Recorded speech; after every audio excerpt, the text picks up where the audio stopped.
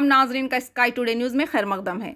Falaknuma police station के तहत 6 जून को पेश आए बड़े ही बेरहमाना कत्ल की वारदात का मुअम्मा हल कर लिया गया और कातिल को भी पुलिस ने किया गिरफ्तार। तफसीलात के मुताबिक 6 जून को अब्दुल शाहरुख का बड़े ही बेरहमाना अंदाज में दिन दहाड़े गला काट कर कत्ल कर दिया गया था, जिसके बाद पुलिस की तहकीकात के दौरान इस कत्ल का एक सीसीटीवी फुटेज दस्तयाब हुआ था, जिसमें पता चला था कि गाड़ी पर सवार होने वाले अफराद ने ही शाहरुख का कत्ल कर दिया था।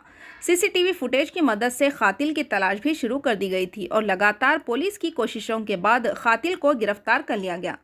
कातिल का नाम सैयद अनवर है, जिसके 2 बेटे और 2 बेटियां हैं। साल 2020 में सैयद अनवर की बड़ी बेटी, जिसका नाम मुस्कान बेगम है, मुस्कान और मकतूल शाहरुख एक दूसरे से मोहब्बत करते थे। इसी के चलते ये दोनों घर से फरार भी हो गए थे, जिसके बाद मुलजिम अनवर ने शाहरुख के खिलाफ एक केस दर्ज करवाया था और इस सिलसिले में शाहरुख को 3 साल की सजा भी हुई थी। लेकिन जेल से रिहा होने के बाद फिर से शाहरुख मुस्कान के घर के आसपास जाते रहते और मुस्कान से मिलने की कोशिश करते थे। हालांकि मकतूल शाहरुख पहले से ही शादीशुदा थे और उनके 3 बच्चे थे। यही बात कातिल अनवर को खटक रही थी। 2 मई को मुस्कान और शाहरुख ने खुफिया तौर पर छुपकर शादी भी कर ली थी। इसके बाद से ही शाहरुख मुस्कान को घर रवाना करने के लिए भी जोर दे रहे थे। अनवर ने मंसूबाबंद तरीके से शाहरुख का भरोसा जीतने के लिए अपनी बेटी मुस्कान को शाहरुख के घर रवाना भी कर दिया था। फिर अचानक 6 जून को अनवर ने शाहरुख को बहाना बनाकर फ़ोन करते हुए ये कहा कि उनके पास गाड़ी नहीं है, वो अपनी गाड़ी लेकर आए, उन्हें कहीं जाना है। शाहरुख अपनी गाड़ी लेकर अनवर को लेकर जा ही रहे थे कि अचानक तेज़ धार हथियार से शाहरुख के गले पर अनवर ने वार कर दिया, जिसके नतीजे में गहरे ज़रबात और काफ़ी खून बहने के सबब शाहरुख ने कुछ ही देर में अपना दम तोड़ दिया। 7 जून को Falaknuma SHO Devendra, assistant commissioner of police Falaknuma Mohammed Majid और south zone DCP Gajrao Bhopal की निगरानी में कातिल अनवर को उनके रिहायशी मुकाम वट्टेपल्ली से गिरफ्तार कर लिया गया। आइए देखते हैं तफसीली खबर। चैनल को लाइक करें, शेयर करें और सब्सक्राइब करना ना भूलें। पिछले संडे को साउथ जोन एरिया में 2 वाक़यात हुए। इसमें पहला है फलकनुमा पुलिस स्टेशन लिमिट्स में एक अब्दुल शाहरुख का कत्ल किया गया और उसी दिन आफ्टरनून 12:30 टाइम पे वो गाड़ी पे आ रहा था। पीछे बैठने वाला आदमी उसका गर्दन काट के उसके कत्ल किया। उसका इसमें एक्यूज जो है अब्दुल सैयद अनवर, वो वट्टेपल्ली का रहने वाला। कुछ दिन पहले से ये शाहरुख का और अनवर की लड़की से उसका मोहब्बत हो गया, क्योंकि ये शाहरुख जो है पहले से ही शादीशुदा है, इसलिए अनवर की फैमिली में उसको शादी करने के लिए इनकार कर दिया गया। लेकिन वो सीक्रेटली जाके उस लड़की जो है मुस्कान 17 इयर्स की है, उनसे निकाह कर ली सीक्रेटली, किसी के बताए बिना। और ये जब उसको पता चला तो अनवर उस शाहरुख को अपने घर पे बुलाया राज़ी करने के लिए। उसके बाद जो ये संडे मॉर्निंग को बुलाया, उसके बाद आफ्टरनून 12:30 टाइम पे दोनों ही गाड़ी से निकल पड़े वहाँ से और रास्ते में एक चाकू निकाल के उसके वही गाड़ी चलाते टाइम पे ही उसकी गर्दन को काट कर वही कत्ल किया गया। वो कुछ 50 मीटर आगे जाके वो गिर के मर गया। और दूसरी वाक़यात है दबीरपुरा पीएस लिमिट्स में। इसमें पूरे उसी एरिया के रहने वाले बच्चों के बीच में एक झगड़ा से शुरू हुआ।